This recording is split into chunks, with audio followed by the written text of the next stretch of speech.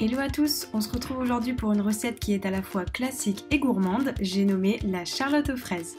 Bon alors vous le savez, c'est une recette CAP, donc on fait tout maison, y compris les biscuits qu'on retrouve à l'extérieur de la charlotte et puis tout au fond de la charlotte.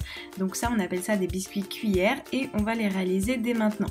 Donc pour ça on va avoir besoin de 4 œufs dont on va séparer les blancs des jaunes et on va commencer par utiliser les blancs tout de suite puisqu'on va les monter en neige.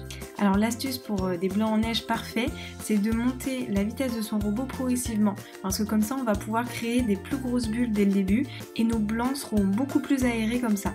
Alors maintenant on ajoute 100 g de sucre en 2 fois, donc vous l'aurez compris, on part maintenant sur une préparation de meringue française. Donc une fois que vous avez ajouté tout le sucre, on bat encore bien 5 minutes pour réussir à obtenir une belle meringue et on vérifie qu'on a bien le bec d'oiseau qui confirme que notre meringue est prête. On va maintenant pouvoir ajouter les 4 jaunes et ensuite on mélange bien délicatement les jaunes avec la meringue française. Alors bon, n'hésitez pas, dans tous les cas, comme on a rajouté du sucre à nos blancs d'œufs, ils deviennent beaucoup moins fragiles et il y a beaucoup moins de risque de les faire retomber.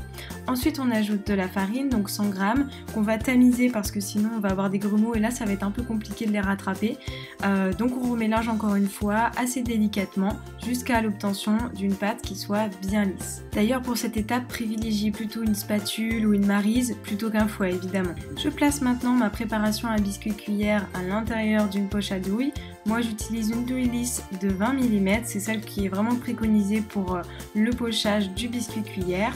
Donc je remplis pas entièrement ma poche parce qu'elle n'est pas assez grande et puis on a 2 éléments à faire avec notre biscuit cuillère, donc je viendrai remettre le reste de la pâte dans un second temps. On va donc commencer par réaliser l'escargot. Alors moi comme d'habitude j'utilise une plaque micro perforée avec un tapis en silicone et juste avant je prends un peu un gabarit donc de mon cercle qui fait 20 cm de diamètre pour savoir un petit peu la taille de mon escargot et ensuite eh bien, je poche et je fais un cercle, un tourbillon pour obtenir les 20 cm de biscuit. Je fais ensuite un mélange de sucre glace et de sucre normal que je vais tamiser et saupoudrer juste au-dessus de mon biscuit, c'est ce qui va lui donner le craquant une fois la cuisson terminée, donc 11 minutes à 200 degrés.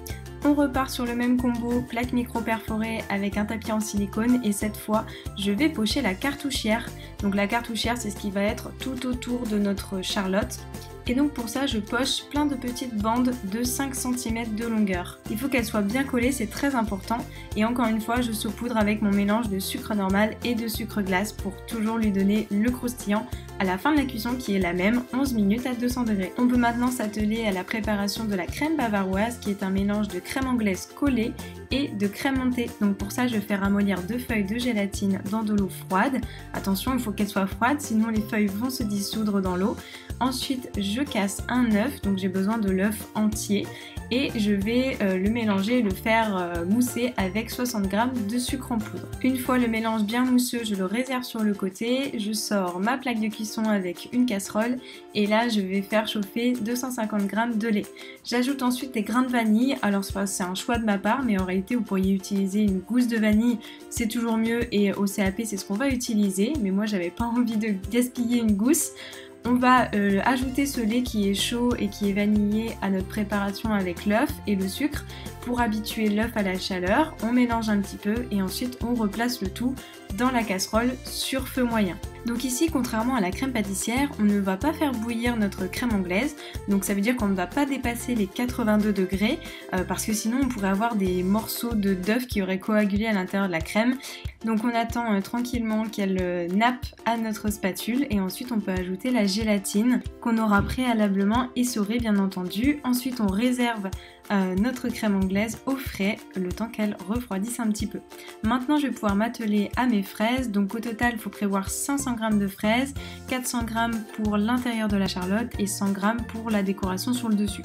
Je coupe des petits morceaux de fruits tout simplement, on pourrait aussi prendre n'importe quel autre fruit, ça marcherait également. On va pouvoir maintenant reprendre la préparation de notre crème bavaroise et maintenant on va s'atteler à la réalisation d'une crème montée donc qui était faite tout simplement à base de crème fraîche. Alors on prend bien de la liquide entière, c'est très important, sinon elle ne monte pas. Et petite astuce également, pensez à placer votre fouet et votre bol de robot au frais au moins une demi-heure avant de réaliser la chantilly pour qu'il soit bien frais. C'est le froid qui va permettre de bien faire monter notre crème chantilly, qu'on appelle également une crème montée puisque là elle ne comporte pas de sucre à l'intérieur. Une fois que ma crème montée est prête, je l'incorpore délicatement à ma crème anglaise collée et ça y est, on a une crème bavaroise. Je vais pouvoir maintenant ressortir mon escargot et je vais couper les bords pour avoir exactement la taille de mon cercle, même si par la suite on va encore le recouper un petit peu, vous verrez. Je coupe également le bas de mes cartouchières pour ne garder que la partie qui est la plus régulière qu'on placera sur le dessus de notre charlotte. Et là, je sors donc mon cercle accompagné d'un rhodoïde. Donc le rhodoïde, moi je l'épingle avec soit une petite pince ou un petit trombone pour le faire tenir. Et ensuite, je place mes deux cartouchières qui doivent normalement se coller. J'ajoute ensuite mon escargot que j'aurais dû un petit peu recouper avec une paire de ciseaux et je peux maintenant verser les 2/3 de ma crème bavaroise à l'intérieur de ma charlotte avant de bien d'égaliser et d'ajouter les fraises. Donc j'ajoute l'intégralité des fraises que j'avais coupées.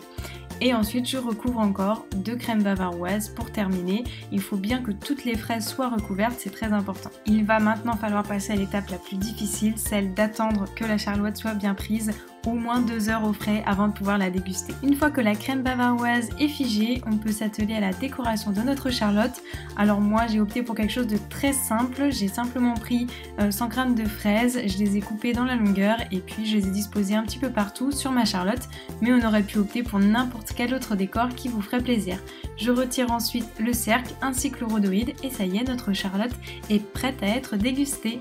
Donc ici on est sur la version de la charlotte la plus classique qui existe puisqu'on est sur une crème bavaroise, mais il existe également un autre type de charlotte qu'on réalise avec une mousse de fruits qui est peut-être un petit peu plus fruitée pour le coup, mais ici on est vraiment sur la recette classique. Donc voilà, j'espère que la vidéo vous aura plu, qu'elle vous aura été utile que ce soit dans vos révisions de CAP ou pour faire plaisir à vos proches. Et quant à moi, je vous retrouve très bientôt pour une prochaine recette en vidéo. Salut!